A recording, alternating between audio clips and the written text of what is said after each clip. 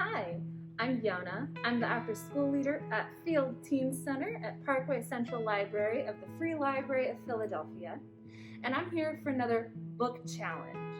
I like a book challenge because it encourages me to pick books off our shelves that I might not have noticed otherwise. So I would love to call your attention to this beautiful rainbow of 9 books that I found on our shelves. I wanted to do a rainbow because look how nice it looked, and I figured if I was gonna do a rainbow, I might as well find out if we have an LGBTQ book of every color of the rainbow.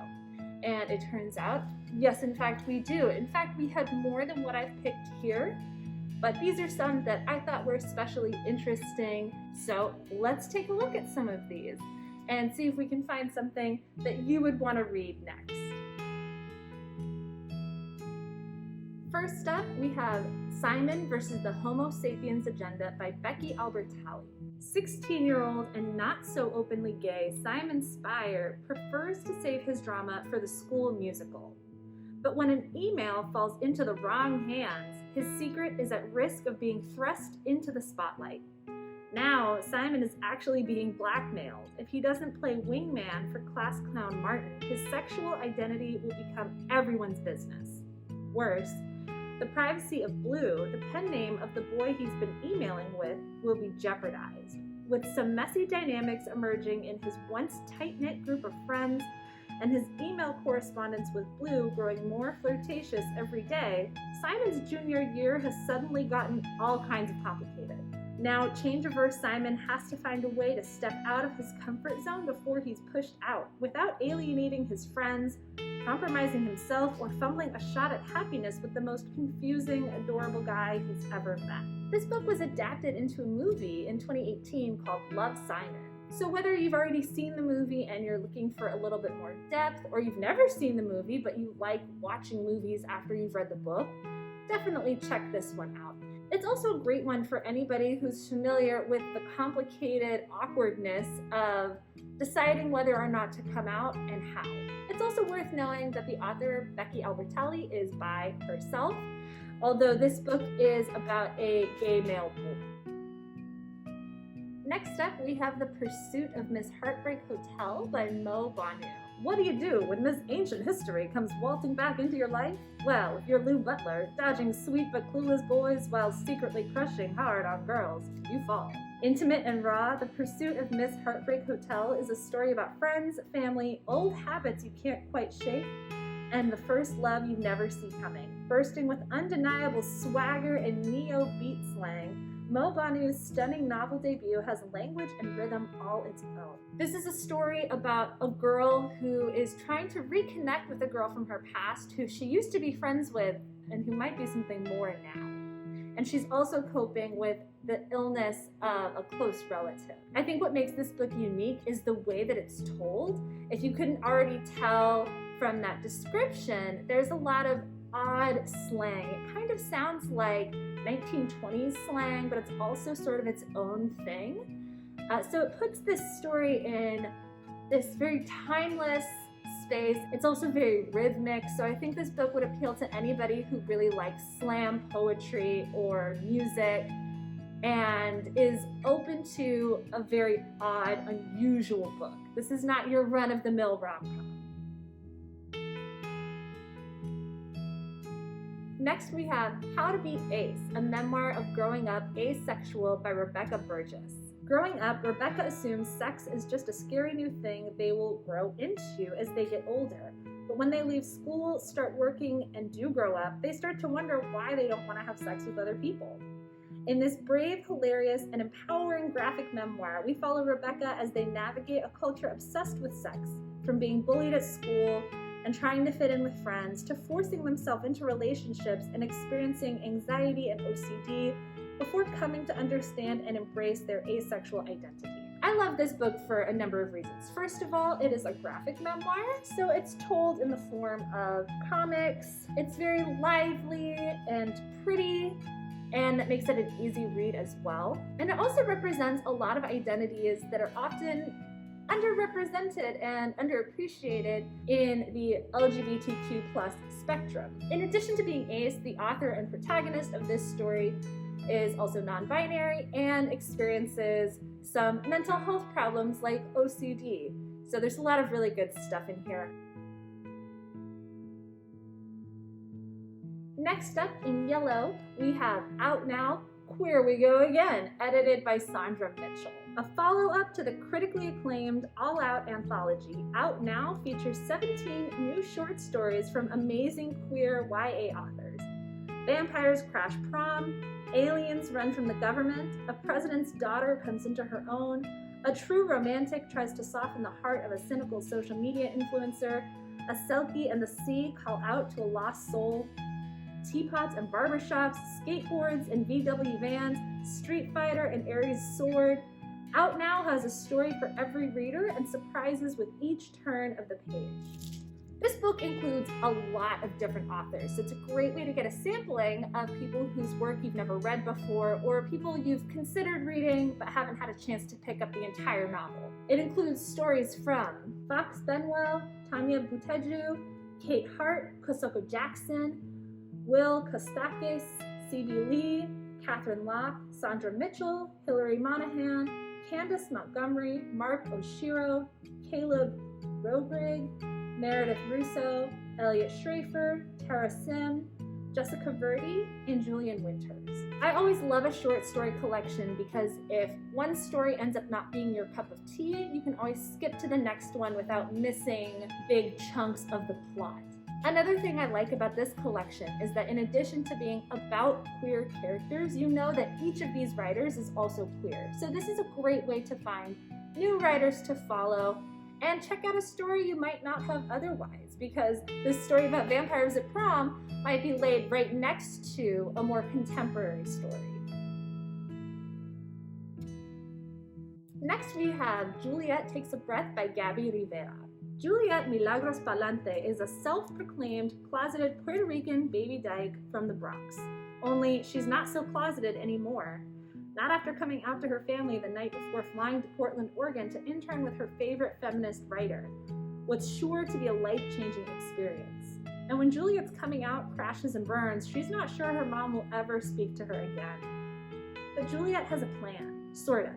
Her internship with legendary author Harlow Brisbane, the ultimate authority on feminism, women's bodies, and other gay-sounding stuff, is sure to help her figure out this whole Puerto Rican lesbian thing. Except Harlow's white, and not from the Bronx, and she definitely doesn't have all the answers.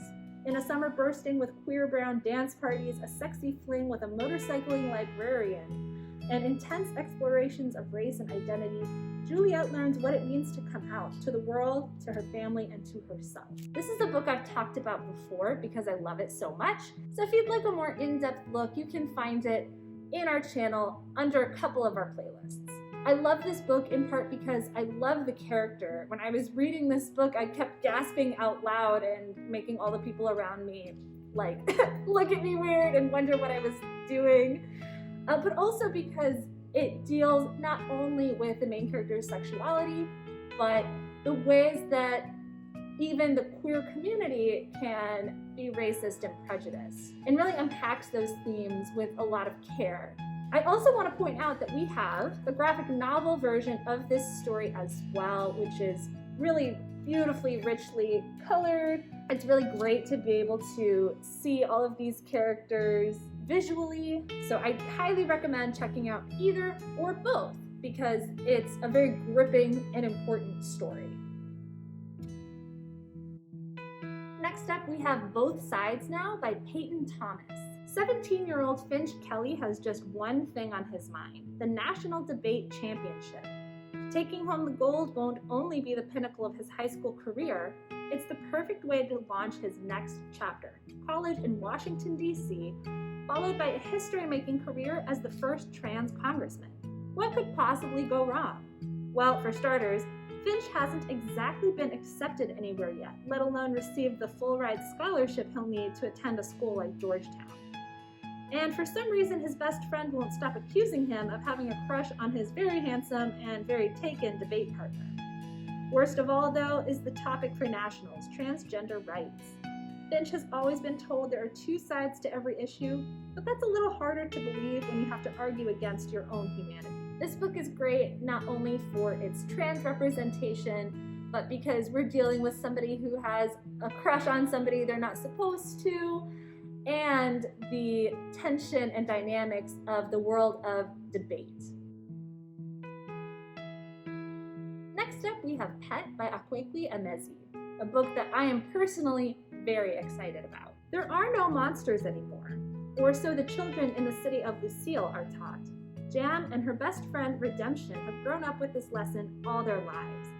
But when Jam meets Pet, a creature made of horns and colors and claws, who emerges from one of her mother's paintings and a drop of Jam's blood, she must reconsider what she's been told. Pet has come to hunt a monster, and the shadow of something grim lurks in Redemption's house. Jam must fight not only to protect her best friend, but also to uncover the truth, and the answer to the question, how do you save the world from monsters if no one will admit they exist?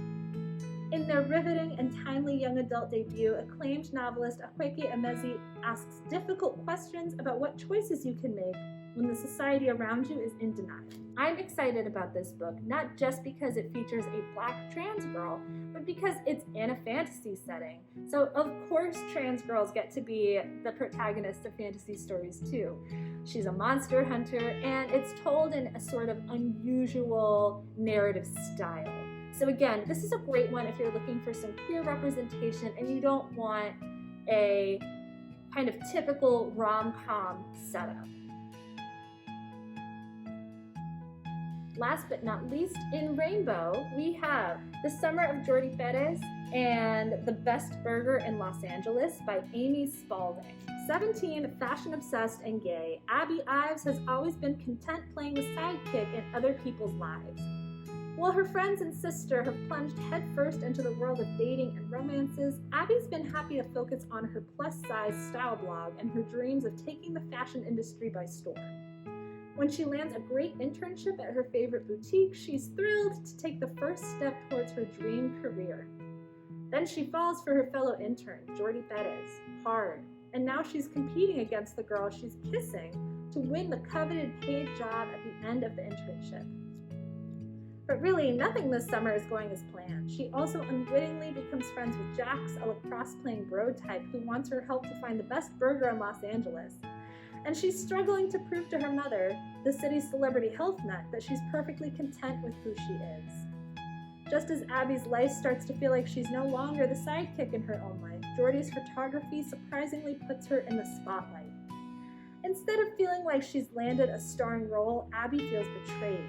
Can Abby find a way to reconcile her positive yet private sense of self with the image others have of her? This book tackles a lot of interesting topics, from homophobia and fatphobia to people's perceptions of you, to the fashion industry, to some of the complications that come with romance beyond do they like me, do they not?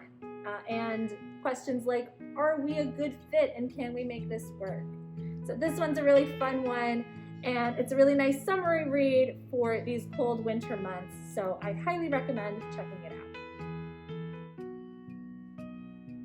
I had a lot of fun looking at all of these books, and I hope you've enjoyed them and found something to read that you haven't heard of before.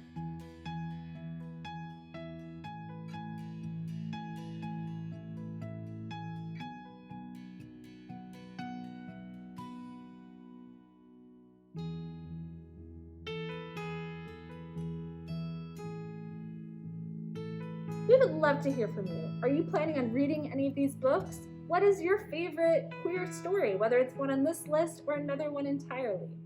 You can get in touch with us on Instagram, through our DMs, you can email us, or of course you can come visit us in person. We're located at 1901 Vine Street in Philadelphia, and our hours are Monday through Friday from 1 to 5.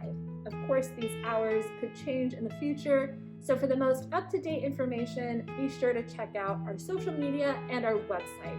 Thanks so much for watching. I hope you have a great day and that you find something great to read.